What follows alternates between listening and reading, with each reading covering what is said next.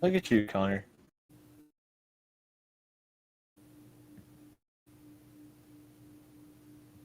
So white as a. All right, come in. All right, guys, welcome here to KC Happy Hour episode 5. Apologies in advance here. I'm obviously not in my normal spot at home. I'm actually over at my parents' house in Atlanta, so my connection's not the greatest, but luckily the rest of the boys are here, minus Ryan Norberg, and we'll get to that. First up, we'll go around the room. Braden Eves and his updated scoreboard or whiteboard behind him that changes week to week. Brandon Jarsakrak is here in his normal spot with the nice white background. Connor Zilish has some mood lighting going on over in his room. And Paulie Massimino, our stone cold assassin for the night, has added a few trophies and checks, but no smile back there. So he is still right as normal. Oh, there it is. Right as normal and ready to go. Oh, check it out. Connor's got even more mood lighting going on. Now we're really getting into it. So let's get into the show, boys. We got a lot to cover over the weekend. Braden and Connor were down at Nashville for the Music City Big Machine Grand Prix with IndyCar and Trans Am and everything going on over there. Brandon was over at a race Braden's won at and raced before, which is the old school Commercial Point Grand Prix, which is almost like a local club level street race, which is pretty cool in the towns around it. And then while Ryan Norberg is not here, let's cover that news first. Ryan was out golfing today and has been stranded on the golf course by the rest of the team that is not coming back in yet. So he's left us alone here to talk about the show. So if you see Ryan, make sure to tell him to either up his golf game and get through quicker instead of going 120 on the 18. Moving on first to Braden and Connor from Nashville. You guys were there for the whole race. We'll interact with the chat as we go. Obviously, everybody got to watch a good bit of the IndyCar race. Braden, first with you. The race, the weekend, 110,000 people there. How was it? Oh, it was a incredible event. I think they had some, little things that they probably need to sort out with the track for the future going forward. But Nashville, great place, great town. The size of the event, the amount of people there was super, super cool. Other than the 500, definitely the most people I've seen in an IndyCar race ever. So it was good. It was good. On man. Yeah, same thing like what he said. The event was amazing. The atmosphere was amazing. Of course, in Nashville, I'm not of age yet, so I can't really go anywhere, which was a little bit of a bum. But I was able to still go to the race and get to watch the IndyCar race, which was not that exciting. Well, it was an exciting race, but not for a good reason. It was exciting because there were crashes every single other lap, and I think we had about 5 or maybe 10 green flag laps out of the 80. And yeah, the atmosphere was really cool. Town was really cool. Event was really cool. Track could have been a lot better. Yeah, I think that's the easy point we can kind of talk on as drivers, right? I mean, they're putting a bit of a box the first weekend with where they can go and where they can't go because they're just trying to prove to the city that this race is worthwhile and was going to bring a lot of spectators and commerce and everything. Braden and Connor, Braden, you've got obviously even more years of racing experience. Were there any roads around there that they could have done a couple different sections, or could they have done a little bit different working in that same sector of town they were in? Yeah, I mean, honestly, it's so hard with the street courses. You are so limited on what you can do, even more so than, like you have to still be able to get around. You can't close off the whole city or else you can't get anywhere. So it's tough logistically to figure out everything like that. I think the track, if it was just a little bit wider, would have gone a long way, and you can't really do too much about that. But it looked like a cool track. There's a couple areas they definitely need to repave or do something about, like that chicane area where everyone was just getting massive air. So I think they needed to improve a little bit on that. But overall, I mean, I thought it was really interesting to see how strong Colton Herta was. I think his driving style tends to suit him quite well on a street course, and it really paid off. He was just got out, was quick, straight out of the gate, and at a street course like that, you just keep getting faster and faster. So if you're quickest in first practice, you're probably going to win, or at least be, quickest through the whole weekend, and that's kind of what we saw. But when he was behind Ericsson, it was just there is no way to pass at that track, and he just kept pushing it, and then unfortunately, he was involved in that crash, and really sad to see, but it was cool. Yeah, right. You and I talked about, comparison to IndyCar to F1, you talked a good bit. We talked in some other, not even on the air on episodes, but if they up the tire degradation, right? If the tires degrade and fall off more and you have bigger fall off on those differing strategies, then you could see maybe a little more passing, just kind of not manufacturing it or staging it, but you kind of set the stage for more passing too, right? I mean, Ericsson on the Reds didn't really see much of a fall off. Anything, Colton driving hard burned his standard tires off. It seemed like even more than Ericsson burned the Reds off by the end of the race. And that was the same thing we saw back over in St. Pete with Newgarden and Colton. And Colton was like, I think the tires were honestly pretty even, the pair. I mean, is that what you saw a little bit too? Yeah, it's like what people don't understand is like for Formula One doing like the DRS thing, it's not artificial, right? Because you're every time you get close, you're at a disadvantage because you just need to make up for the disadvantage you're at. If you can just even that out, and it's just so tough when you're at a street circuit like that. Because street circuits, when you race at them, they just end up being basically drag races. Each straightaway is just who can get the best exit. If you get good exits, then you're going to be pretty quick. And like when you're leading a car, you can kind of back them up on entry and they can't really do much. And then you just launch it off and get a good exit and you'll never get past. So I think there's I mean, you never know what they could do to try and make the racing a bit better. But definitely something needs to be done, or at least get some more passing opportunities. Connor, I'll pass it off to you two as well. Obviously, you were walking around and you're eyeing up the Trans Am paddock more than, probably the IndyCar stuff, even at that event a little bit yourself, looking to the future with the stuff you're kind of eyeing up. What did you see of the track layout? Did you see any other like streets or any little ways they kind of done it better beyond the obvious stuff of trying to smooth it more? Yeah, definitely with the smoothing, there was one crash. There was an Audi GT3 that after the bridge went over the bumps wrong, and I guess got loose and like going 150 went straight into the wall, which was pretty scary. But yeah, definitely paving the track and making it a little more smooth in some spots, and like what Braden said, widening the track almost everywhere. It was just narrow everywhere, which is a common theme with street courses, as it's kind of hard to play with. There's not much to play with when you're on a street course, and especially in that big of a city where there's not a lot of room. But definitely, I think they need to make some improvements. I don't really know what. If I knew what, I would have. I mean, I don't have any say, but I'm sure they put a lot of thought into it. So they're going to keep going forward, and hopefully next year it'll be a little wider and provide for some better racing. Well, let's move over from a street race with cars to a street race with go-karts. Braden, you've raced Commercial Point before, so I'll have you chime in. But Brandon, you were there this weekend at Commercial Point. Obviously you got to talk to a lot of guys both after our live stream that watched us, but that's like a lot of club guys, a lot of 206 guys, a lot of guys with shifters, and even the ADCC shifters come out. Did it feel, I mean, what does that event feel like, in the atmosphere there? Does it feel like a club race? Does it feel bigger? Does it feel like a major deal like it has in the past? I mean, it was my first time ever being there, so I don't really know what it felt like in the past. But this weekend, I'd say they probably had between 60 to 70 drivers spread over probably 7, 8 classes. So it was a decent amount of people there.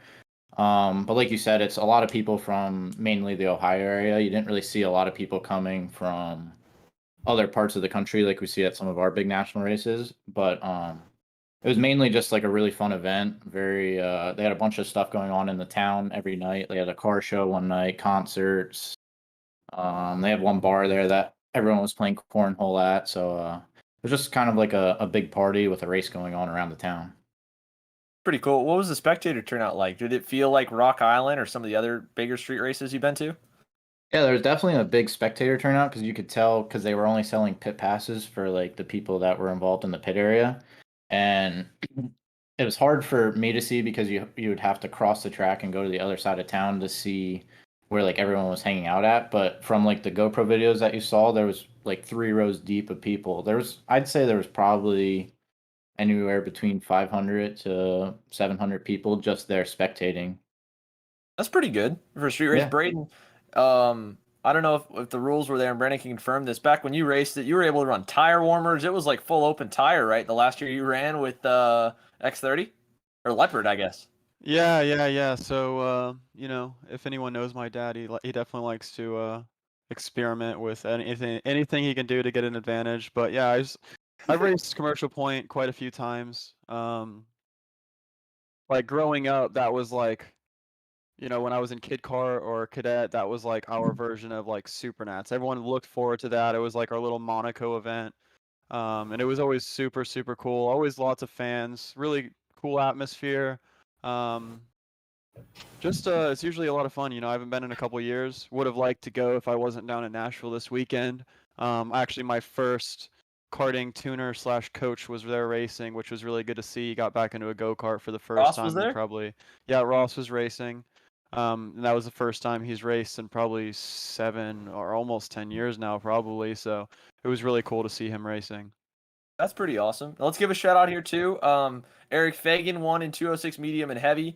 They had a couple classes I didn't really understand. Brandon, maybe you could give a little bit. What were the 206 Woody? And I think there was a Yamaha Can Woody that only had like a couple guys in them. Was that like a lighter weight or like an all-star class? So what they did was they had the Woody classes, which were just racing for a trophy. It was kind of like another practice session because you really didn't get that much track time. You only got 2 practices that were 3 laps apiece, and then 2 heat races, 6 lap apiece, and then a 15-lap final. So they called it 206 Woody and Yamaha Woody because they're literally racing for a piece of wood with like engraving on it for a win. But the other classes that were labeled just like regular, like 206 medium, those were racing for money. And I think most of the classes had like a $2,000 purse that they spread among the top 5, I believe it was. So there's actually some money up for grabs, and yeah, it was pretty cool. Definitely a lot more people ran the regular classes for money than the Woody classes, but they still all had pretty good racing. Well, that's good. I mean, that's the type of stuff that kind of helps keep club guys out there. And for a street race like that, that's where we're the entertainment venue, right?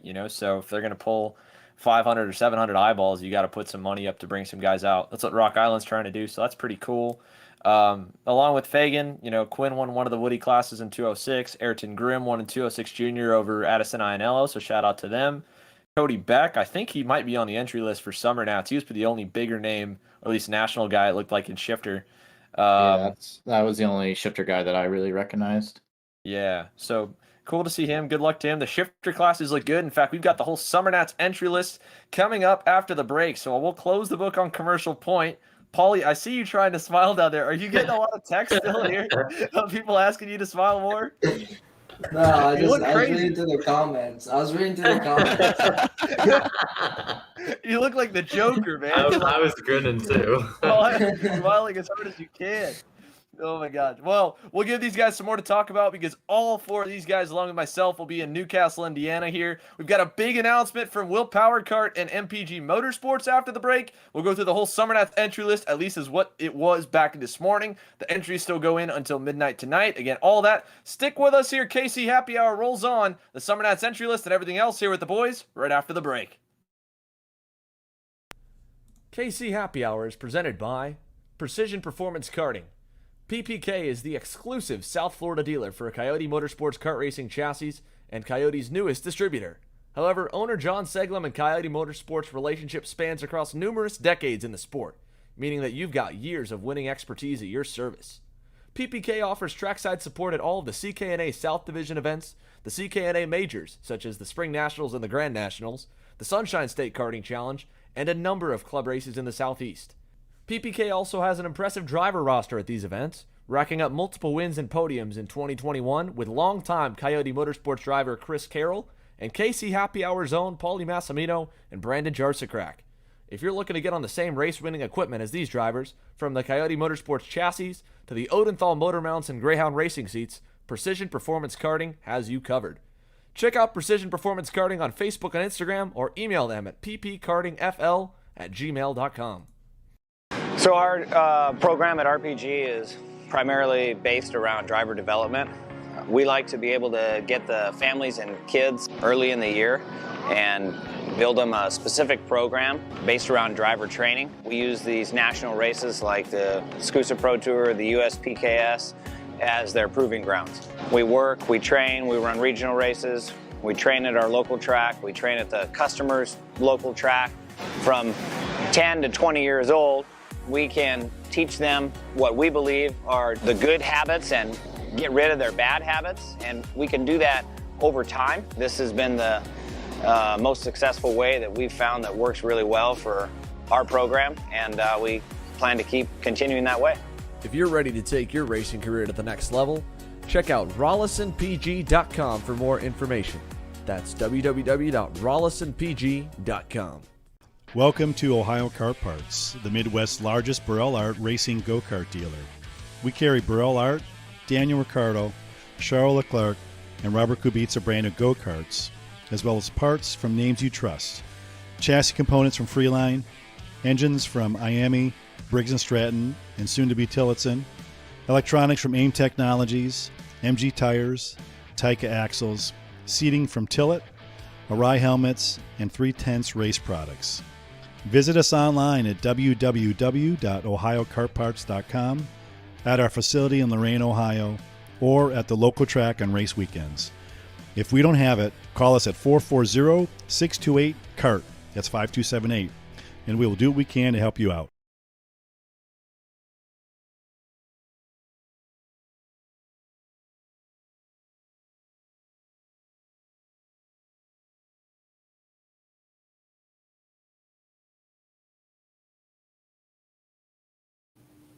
All right, guys, welcome back. Obviously, we had left off right before the break. We're going to talk about the SKUSA SummerNats coming up this week. That's where everybody's headed to Newcastle Motorsports Park. A couple of us racing, a couple of us on the sidelines. Paulie and Braden will be behind the wheel this week. Brandon and Connor will not. They're going to be doing some coaching work.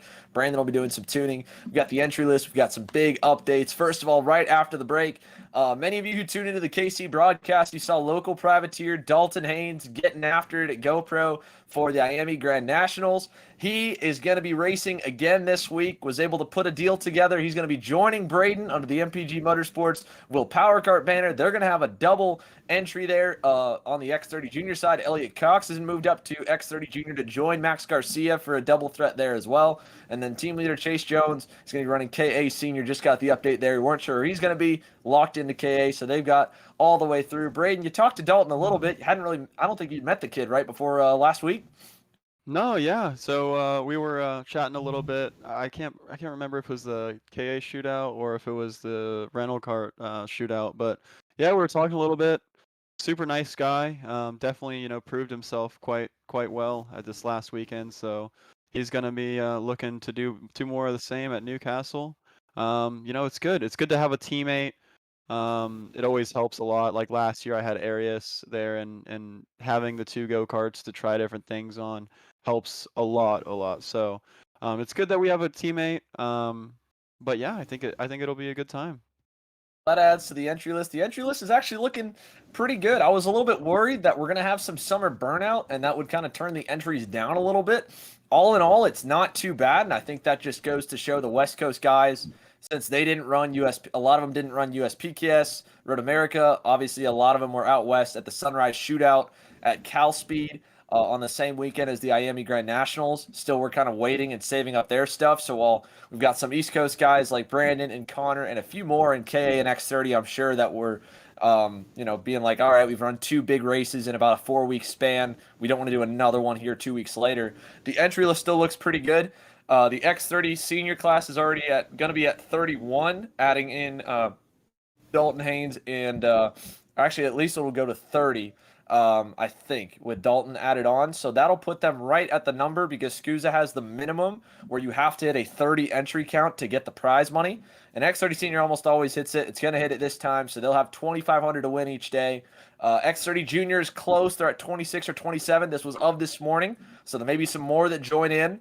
That would be able to get them to that 30 driver mark to get the money. The other two classes that get money are Pro Shifter and Master Shifter. I didn't look at the Master Shifter. Pro Shifter has 23 entries for this race, which is going to be the biggest on record that they've had outside of SummerNats, which they didn't obviously run the two classes together in the inaugural year. They had the 175s at SummerNats, but that's really cool, and it's kind of been silent. But again, a lot of those guys were getting free motors if they ran the whole Pro Tour or got them prorated, so they're doing still a lot of promotional work. At least this time they're finally going to get to see a big grid of those at Newcastle. We're on the Super Mile, so we're not running backwards, we're not running normal, we're running the big bowl layout. That'll be a huge advantage, of course, to have a teammate.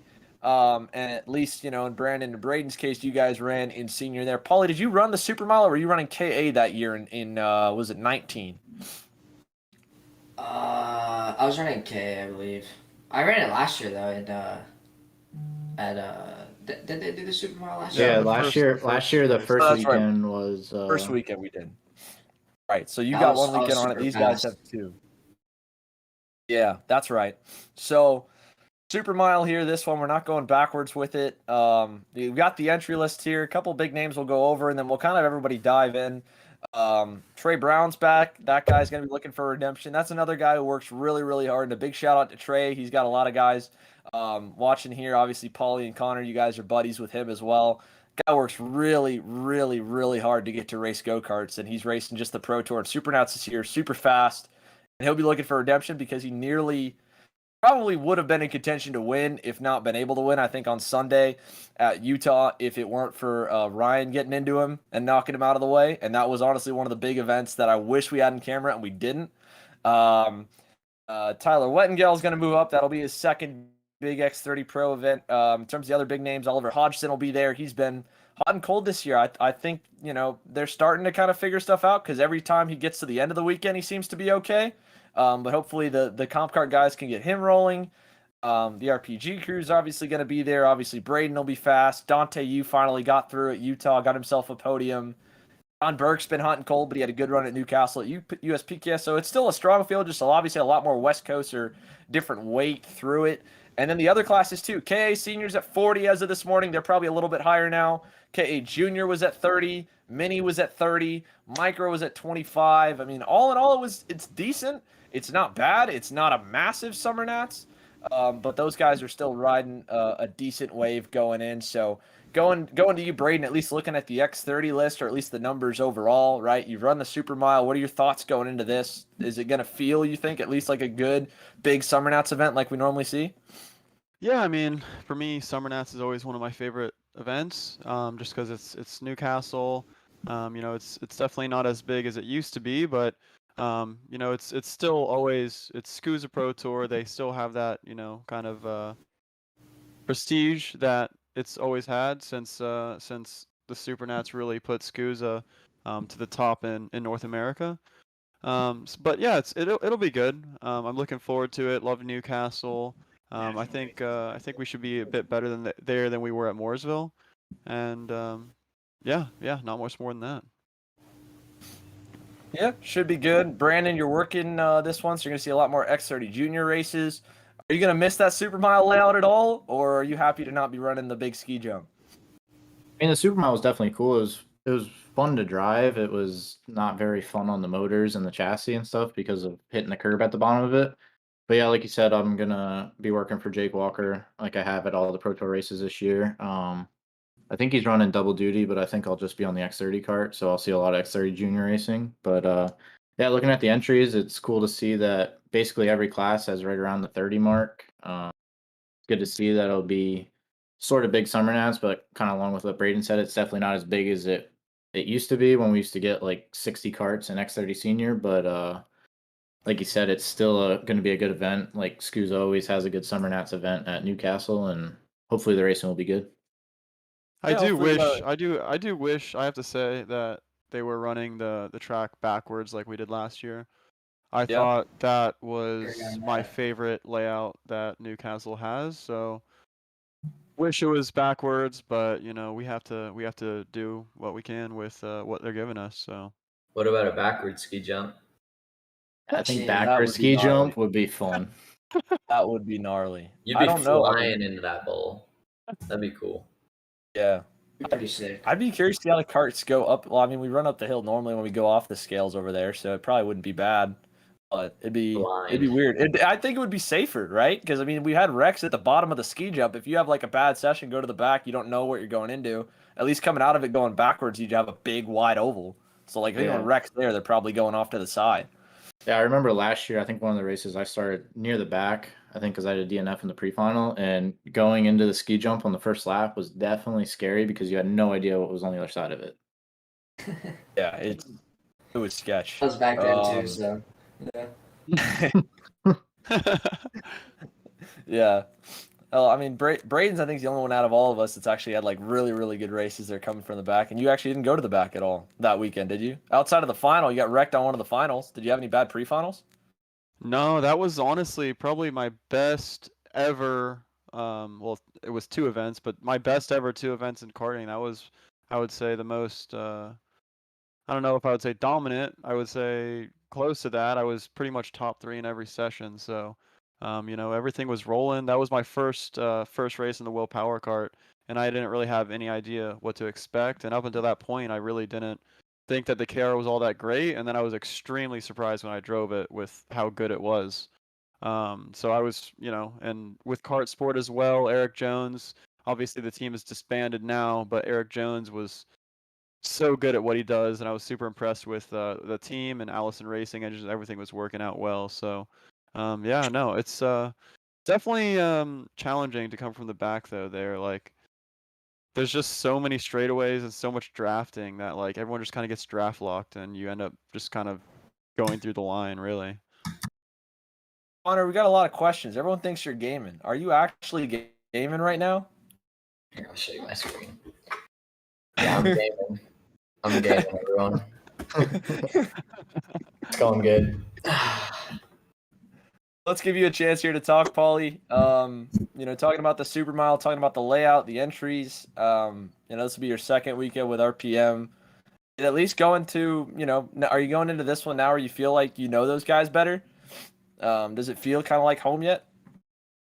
Yeah, it's definitely been feeling really good. We've had the speed the past 2 events that we've been to. Obviously, at Wisconsin, we missed it a little bit on Sunday, but Miami race was good. We were fast. 2 at Brandon decided to crash everyone in the final, and then I'm looking forward to next week or this weekend, I guess. But I feel like we're gonna have speed. Last year I was not fast there just because. I'm not gonna even say it, but just because we just didn't have the speed. So finally figured out on the last day last year, but it took too long. But no, I'm looking forward to it. I feel like we're ready. I trust Ryan. I feel like he knows what we need to do. I'm happy to have Trey and Jake alongside of me with Cole. So we should have 4 people to try and get the setup right.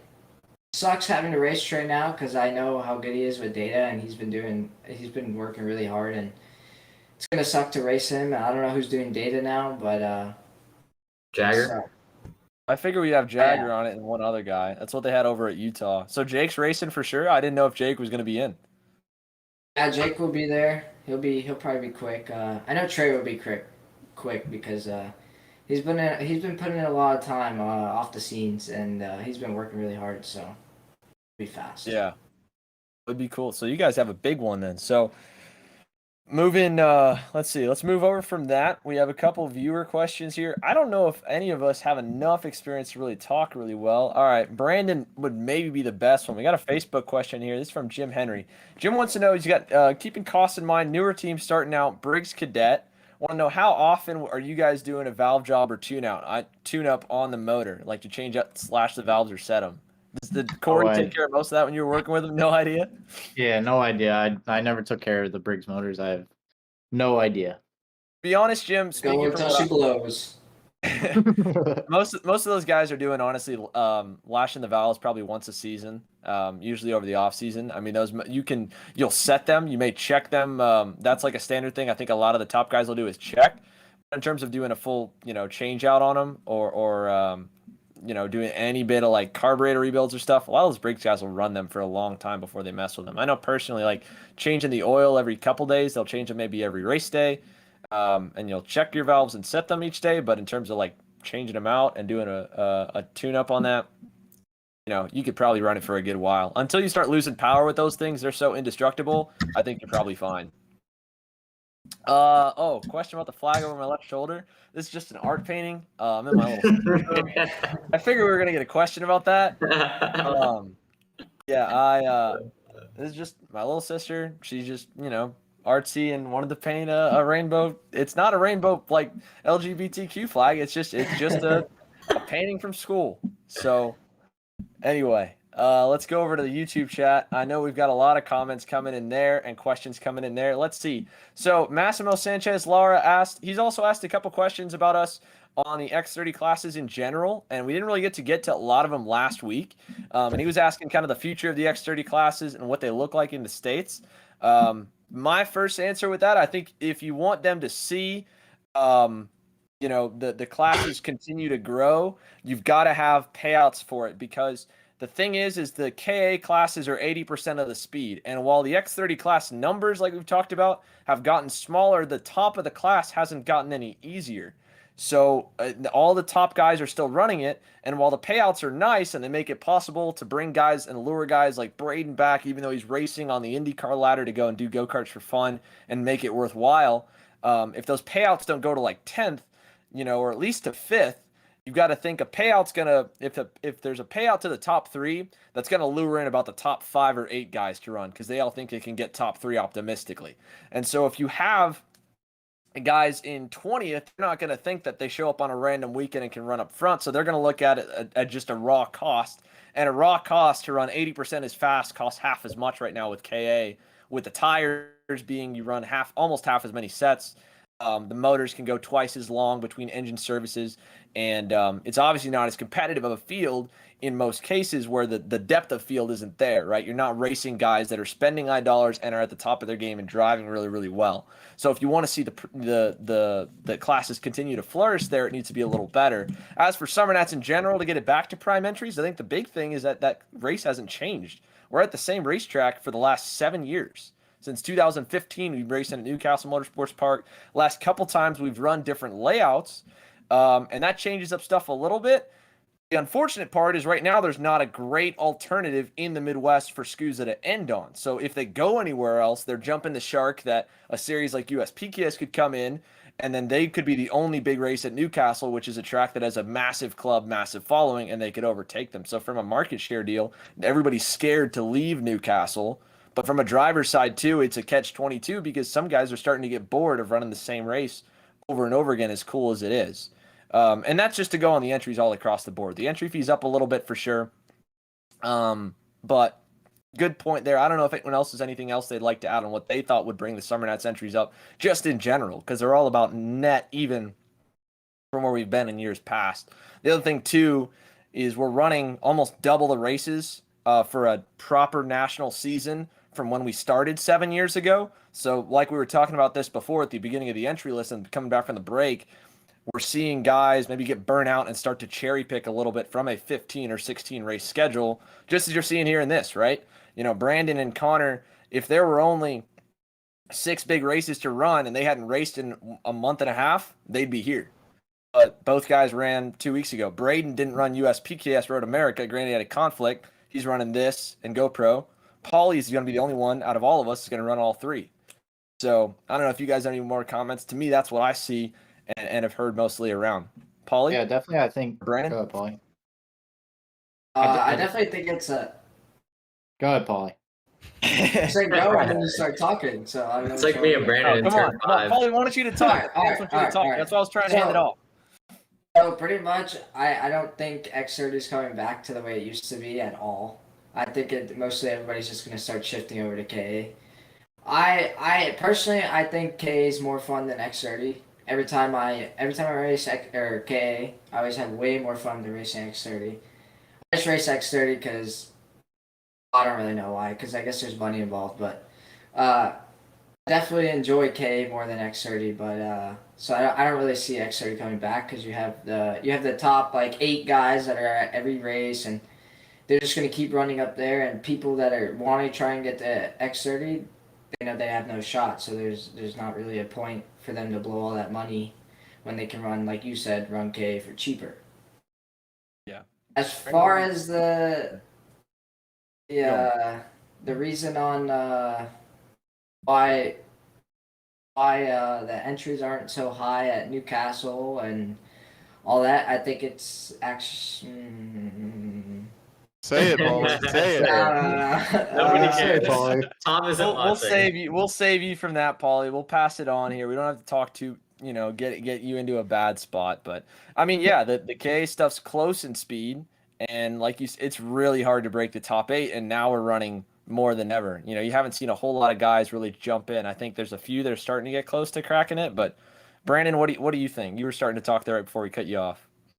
Yeah, I just think like along with what you said, there's so much racing going on like the top level right now that it's so hard for people to do every single race. I mean, we go between just the like the 2 to 3 top national series, we're running 12, 15 weekends a year, and karting's expensive and people are getting burnt out. I mean, it's a lot to just keep traveling around the country and going from race to race. But I think also, like what you said, I was thinking about it earlier today too. I think they need to.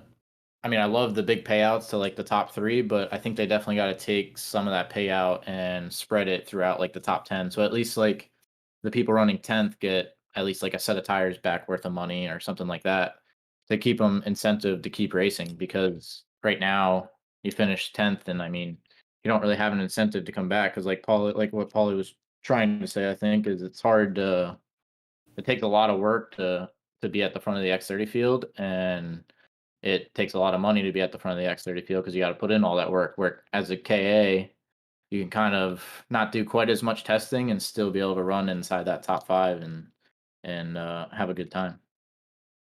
Yeah. That's what we talked about too. A couple guys were asking about our thoughts on 206. And I mean, the 206 racing super, super fun. The truth is, the higher the horsepower you go, the faster we go, the bigger the gaps all spread out throughout the field, right? So like what Brandon's saying, to add on to it, a guy that's only going to be, 2/10 off an X30 just kind of naturally can be on pace in a KA, and a guy that's maybe half a second off an X30 could be about on pace in a 206. So the learning curve's closer, and because of that, it makes it more fun and easier to get to.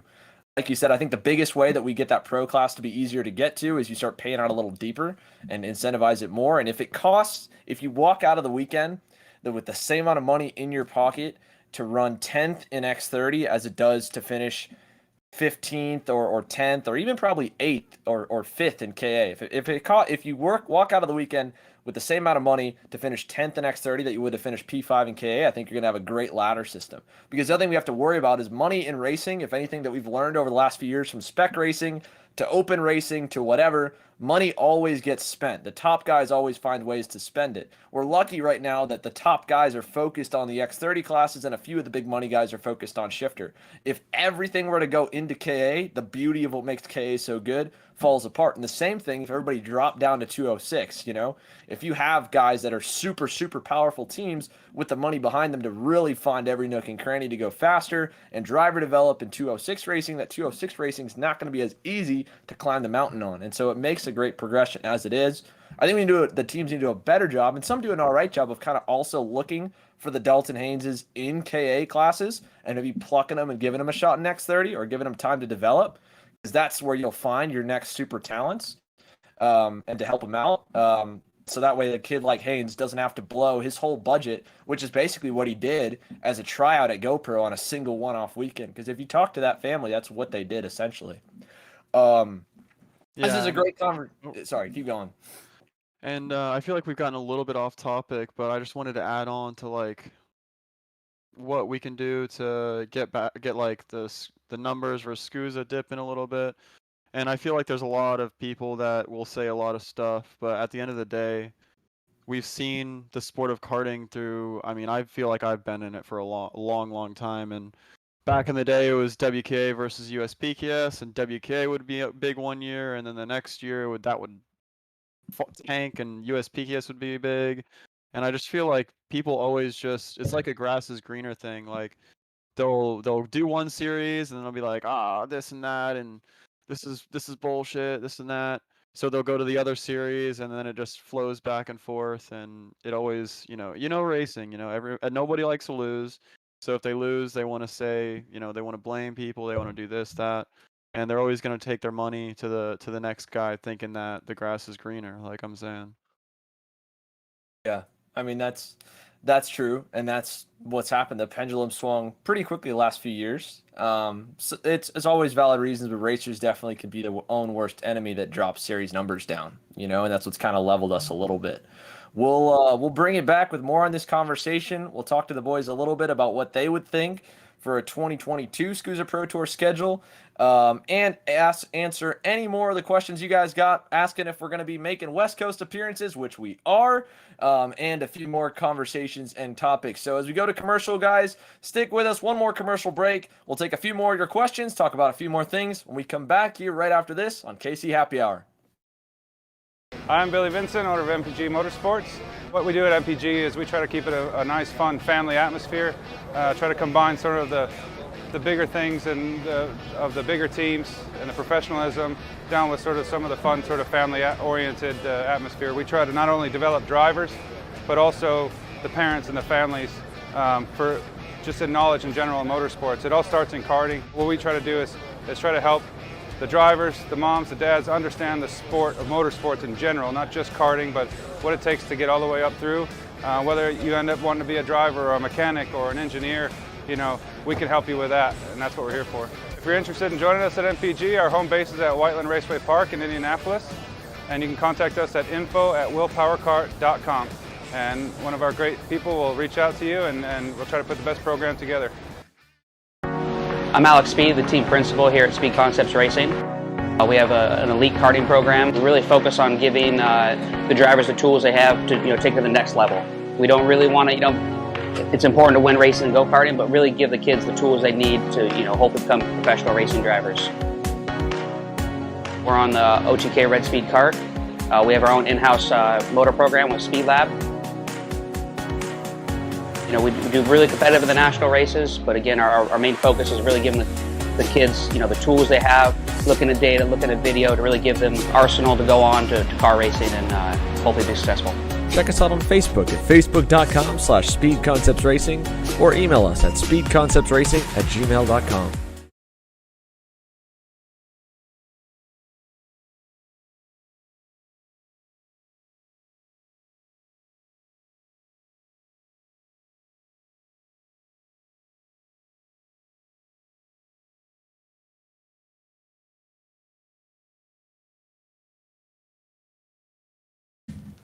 All right, so we're back. So we're going to continue with our conversation a little bit about numbers, and we got kind of sidetracked a little bit, but we're going to keep taking viewer questions from you guys and input as well.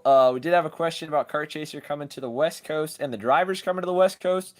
So right now, the West Coast, we've been following the three major series outside of some major partnerships that have come through Briggs & Stratton, and a huge thank you to them to cover the Cup Karts North America races. So we've got the SKUSA Pro Tour, which is a predominantly West Coast now turned national championship, USPKS, which is a predominantly East Coast national championship, the Florida Winter Tour, and then SKUSA Winter Series on the East Coast in Florida. Next year, we're kind of eyeing up, looking at the Challenge of the Americas races, if we can make that work, which would be really cool to get out to the West Coast to do specifically. But confirmed, we will be at the Rock Vegas events and the SKUSA SummerNats events, which are about almost as West Coast as you can get over in Vegas. Those are coming up. In fact, if you want to look at our calendar for the rest of the year, we've got obviously SummerNats this weekend. We have a big break before the Cup Karts Grand National 206 racing at Newcastle, which hopefully Brandon and Paulie will be racing that one. Then we'll have a 2-week break after that. After 2 months off between SummerNats and the 206 race, then we'll go to USPKS GoPro, and then we'll have a month till Rock Vegas and a month until SKUSA SummerNats. So that is all the racing we've got. Now let's go to back where we're at. Connor, you were the last one that didn't really get to talk about numbers, about SummerNats, about the classes with X30 versus KA. Connor, what's on your mind? The reason I'm not racing this weekend is because in Utah I got DQ'd for my wheel falling off in the last race, which basically took me out of the championship. And racing this weekend is I felt that SKUSA has made some poor officiating calls in the past, and it just doesn't seem worth racing. I would love to race, of course, but spending the money to go out there and race is a lot. I mean, it isn't cheap to go race. So I think the trade-off would for me, I'm going to be coaching this weekend and helping some of the younger kids that are with Nitro Kart, and I think that'll help me and help them a lot. So I think that was a lot more worth it for this weekend, and I'm looking forward to it. So hopefully next year I'll be able to do some of the SKUSA races, and hopefully they can make some better officiating calls. But overall, I always hope that the sport grows. So whenever the numbers go down, I never like to see that. Yeah, and again, guys, we want to make sure we're not dogging on them. These numbers still aren't bad. The difference was too, going back to that SummerNats where we had 60x30s again. That's where a good portion of the KA guys are. And then, like we talked about with Brandon, having so many majors this year. And when I call them majors, I call races that would have the same big teams that all try to go to, that they try to get everyone to go to, and the same big drivers to go to more than anything, not just off teams, but even privateer drivers to go to. You go back 7 years ago, 8 years ago, and a big season for an East Coast guy was a US PKS and WK Man Cup season together, which was about 8 or 9 races. And then you maybe run SuperNats in Vegas. You didn't even touch the Pro Tour. And then on a West Coast side, you had guys running the full SKUSA California Pro Kart Challenge. Maybe they ran Challenge of the Americas, usually ran one or the other, sometimes did both. And then they would run Pro Tour. And at the time, Pro Tour was 3 races instead of 4. So they still only ran about 8 or 9 major events. And now, if you look at the schedule of where everybody goes, East Coast and West Coast guys, all the East Coast guys run the SKUSA Pro Tour now. All the West Coast guys try to run USPKS now and are trying to get over to Florida to run major events in Florida as well, which the East Coast guys in Florida used to never run the Florida Winter Tour because it was Rotax. Brandon and Braden both came up racing on the East Coast through that era, and neither of you guys really touched the Winter Tour hardly at all. And now everybody in the major series is running Winter Tour as well. So one of the things that made SummerNats so big was it was one of those big one-off events, and it was arguably the SuperNats for the East Coast guys when it came over, because all the West Coast guys were going to come for the championship. The East Coast guys could go run head-to-head with them without going all the way to Vegas, and it was the big one-off. But ultimately, the schedule was smaller too, so you didn't have as much cherry picking. And unlike Europe, where the population's more condensed and they can find more big dollar guys, or at least really dedicated guys to race the whole season, you don't have that as much over here. You have kind of part-time racing a lot more often. And so a part-time racing market with a full-time racing schedule is going to dilute the entries across the events as well. So we did have a few other questions come in. This one was actually pretty cool. I really like this comment. This was from this will probably hurt on YouTube. It said prize money needs to go beyond just raw positions. There could be a Joker award, a hard luck award, a hard charger prizes. Keep the guys that are not fighting for the top positions coming back too. I think that's honestly something cool. That's something you see in like short track racing a lot. You see a guy that's made up the most positions. You see some kind of fun challenges too. I mean, that would be something really cool. I think USPKS, because of the success of the Miami East race, is looking at doing a shootout as well for the X30 class Saturday night. And we'll obviously be trying to cover that too. One thing I think would be really cool, and I guarantee we could get some sponsor money behind it, is the guy who goes through those 2 P-pick heat races and is set to start pole gets an offer to go to the rear like they do at dirt races and to double the prize money, or at least get a prize money bonus. So let's say it's $5K to win. Well, everybody's going to want to see the fastest guy come from last to first.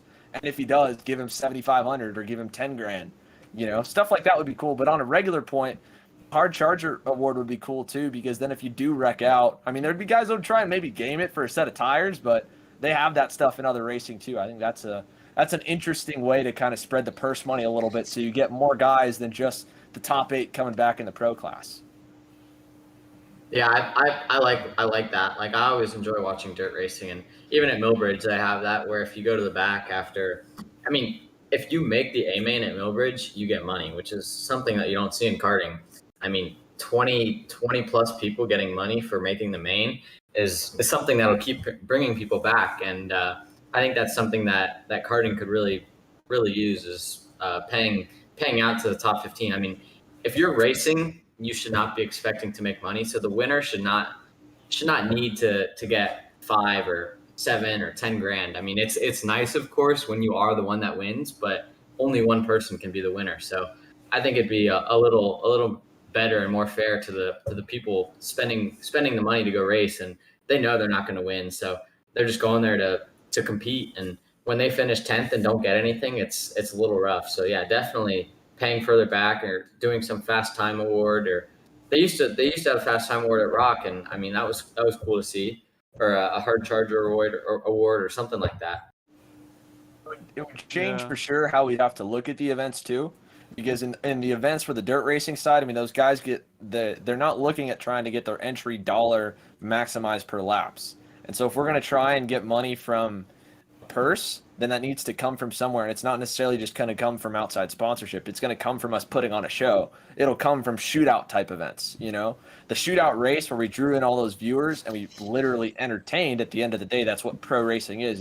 It's entertainment. And so, you know, Braden obviously understands that going up the ladder he's on with a little bit of track time that you get as well in the cars you're in. Brandon, you come, you know, your dad worked in the dirt world forever. You get that. Everybody here gets that too. And that's the big change that would have to happen. And I don't think that's a problem I think anyone's opposed to, but it is a jumping the shark type thing for any promoter right now in the karting world to try and go out and get the fans, because it's never been proven before. The closest we've got, you know, is the shootout race where we got some live viewers and we peaked pretty good on viewership. So it would be cool to get that more of it.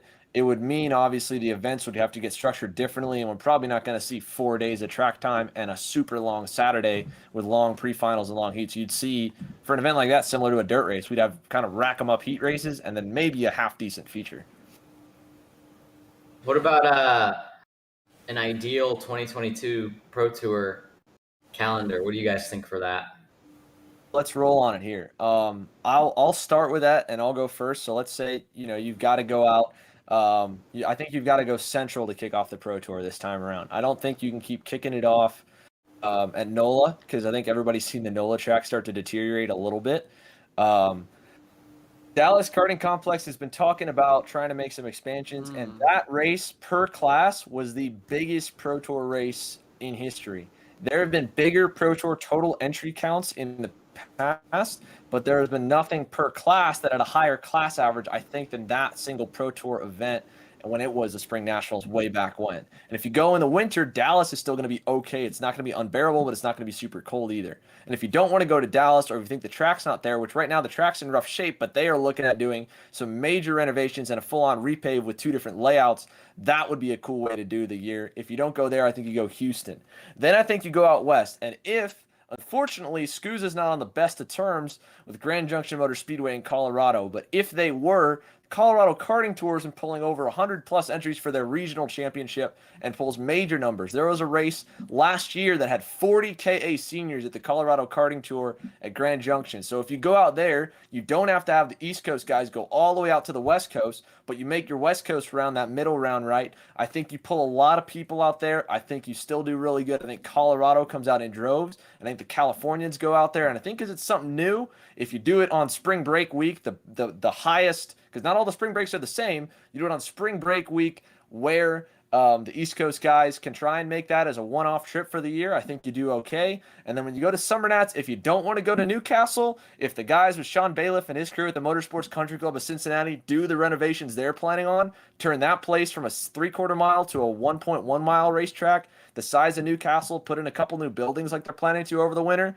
I think that could easily rival Newcastle in facility-wise. It's a beautiful, beautiful area. It gives you like VIR vibes with the picket fencing. I got to go there for the start race. I think that would be a super, super cool place to end off if they change that track and add a little more, because they've got the parking at all 3 of those places.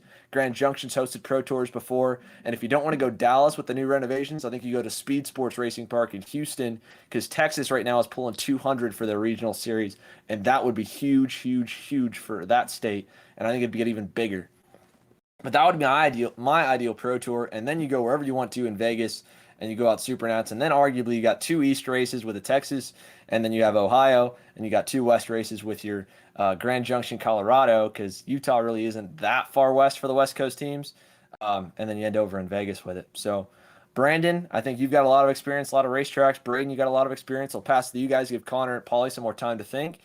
Brandon, why don't you go first? What's your ideal 2022 Pro Tour calendar?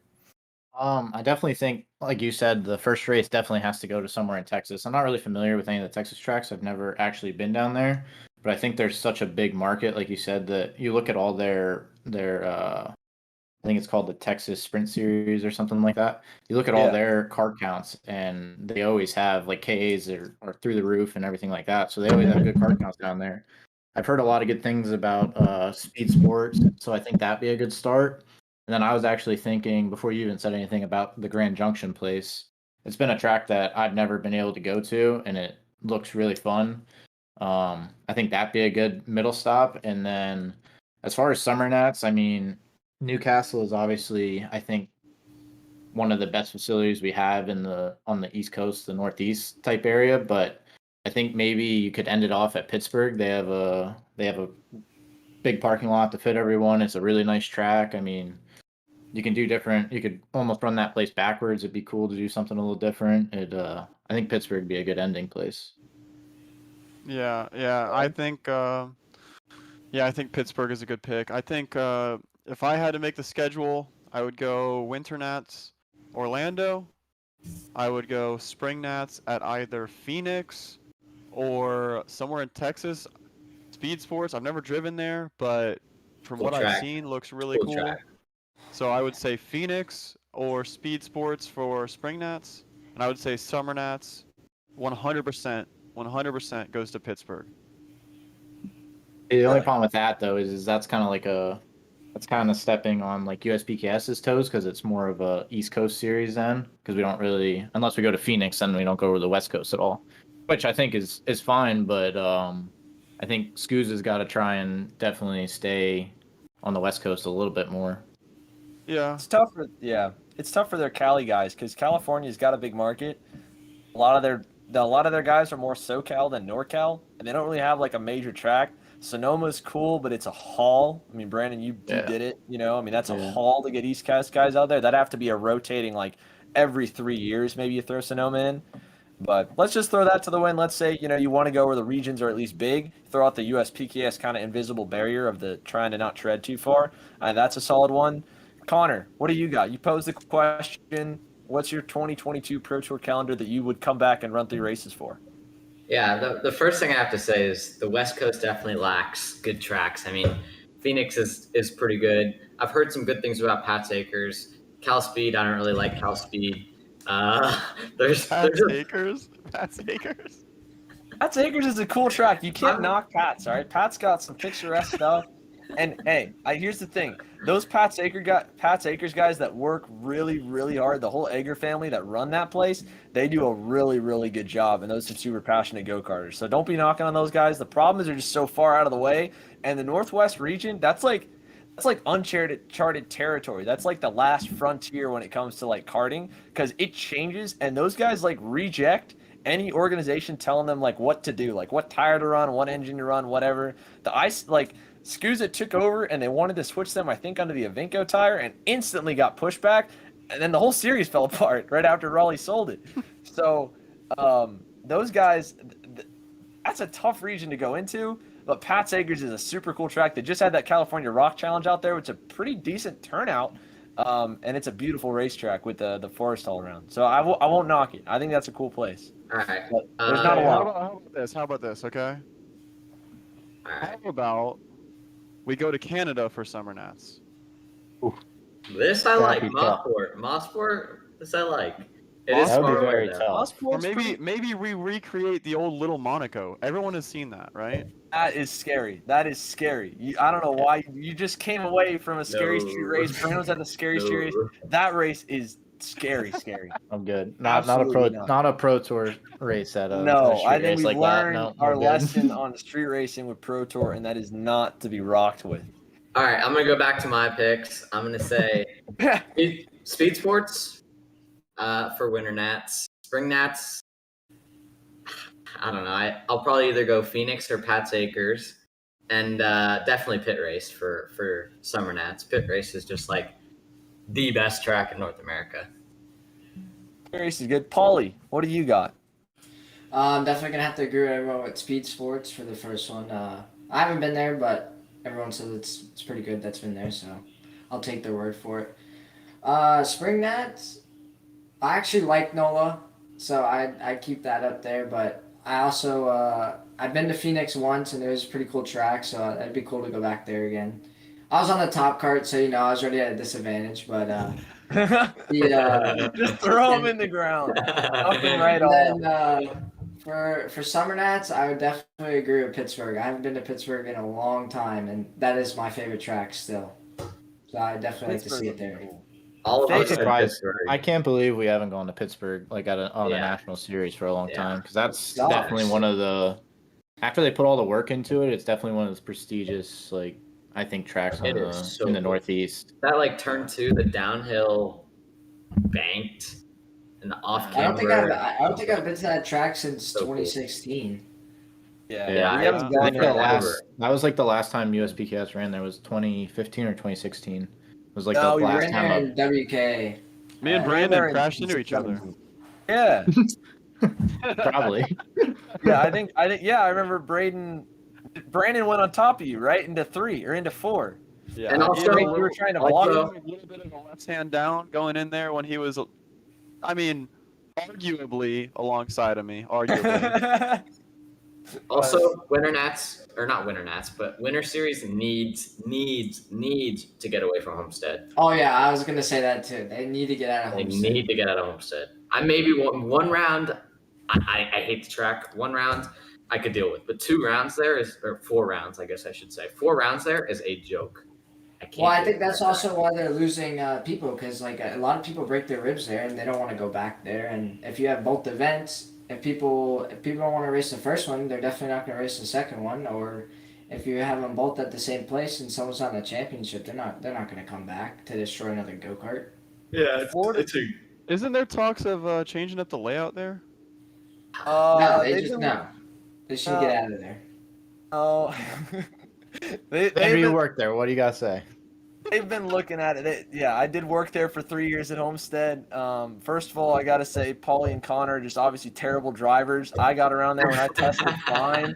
I drove there like every day after work. Like, I don't know why you guys had any I didn't problems. say I broke my ribs. I said other people. Look, I had no issues there. All right, we were good. I just think you guys just don't know how to drive. You know, Braden drove there, Brandon drove there. They're fine. You know. No, I Not actually driving broke my there, seat. and I drove there directly after going through 2 weeks of 3 different surgeries and had no issues. You did get arm pump in that one final. Well, if you've No, seen I- what my I ribs did- look I- like, you'd I did understand. have that one race where I did throw out on my back pretty bad, but we don't talk about that. But Connor, your ribs are already messed up before you Yeah, got in I a know. go-kart. So Yeah, I mean, but you're even- you can't ask you. Take Yeah. take the track away. Take the track. All right. Like take the ribs out. Homestead ribs could out. turn out good. We're getting way out of here. Homestead could be all right. They've looked at a couple options Sandra, you're for so it. protective. You're such a Well, I'm good. just- You're such a good We're trying. worker. Listen, this is supposed to Ex-worker. build the sport up, Connor. You can't just like throw down on the tracks you don't like. You know, just because. I'm not throwing down. I'm just saying they need to switch tracks. The only reason why I'm saying something is because All right. Daytona's a good Order track. in the courtroom, boys. So let's go. There is some cool stuff coming out of Florida. The PK Sports Park, which is going to be up near West Palm Beach. It's a very similar property there. Not a lot of guys know about it. It's a pretty well-hidden secret in terms of the karting world. The only guys involved are with the PK Sports karting race team. But Nelson PK Jr., they've gotten the clearance. They've already been operating on the property. Actually, they've had some like buggy carts that you can buy for your yard, just running around as rentals on what would be the layout. They finally got the clearance to do the paving. That's going to be a brand new track. I think they're shooting to have a soft opening spring 2022. So I don't think it will be ready for Winter Tour this year, but that's a brand new track. It's not far from Central Florida. It's going to be close to the West Palm Beach Airport. That's really cool. There's also another track that could be changing big time and could have some big time money coming into Florida that we can't say on the air just yet. So there's some options coming in because even though Orlando has now switched and is going to have an Miami race there, we can confirm, obviously we confirmed that a while ago on social media, SSKC is going to Orlando, which is an Miami-based Florida State series. Miami and Briggs 206 series going there, so they're going to have Miami races. They're still not on good terms with SKUSA, so I don't think you see a SKUSA Winter Series going there. And then Anderson Race Park's just too tight for a major event like that, doesn't have the room. But there's going to be some options in Florida. In any case, though, Pro Tour calendar. I can vouch for Ryan on one of his Pro Tour picks. I know he would pick Orlando for one of his picks. Yeah, he would. Well, I mean, of course he's going to pick. Even if he doesn't work there. He's That's saying right. Pat Sakers, Orlando, and probably Newcastle. Mooresville. No. All Mooresville, right, Mooresville. here's where Ryan would go. Ryan's going to go Orlando because he works there. Pat's Acres because it's the RPG home base. And he goes to Utah because every time he goes to Utah, he puts like 7 seconds on everybody. That's the Ryan Norberg Pro Tour. So we'll speak for him here while he's probably still trapped at the golf course here at, 9:30 at night somewhere in Indiana. So there, Ryan, we did your work for you this week. Anyway, all We're gonna split sign pay off this week now, or what? boys. We want to say, what were you gonna say, Paulie? Were you actually gonna talk? I said, do we all get to split his pay this week or what? Oh yeah, split pay for everybody. Everybody's getting like double slushies next Double week. Ryan's getting Christmas. nothing. Yeah, I mean we can't. Well, Brandon and Braden will double up on his shots, and then we'll give you guys like an extra juice box each. You and Conan. You guys will be set. Awesome. Do we know Anyway, if Ryan guys. drinks? Yeah, he drinks. Dude, Ryan's the life of the party when he does drink. He never does now. I don't know. I mean, I've seen him drink before. It's not like an urban legend. I've seen it with my own two eyes. He does like consume alcohol every once in a while, I think. I've seen you in my own two eyes Yeah, too, Xander. I'm about to We're say gonna sign that off too. on that one, boys. Thanks again for tuning in to KC Happy Hour.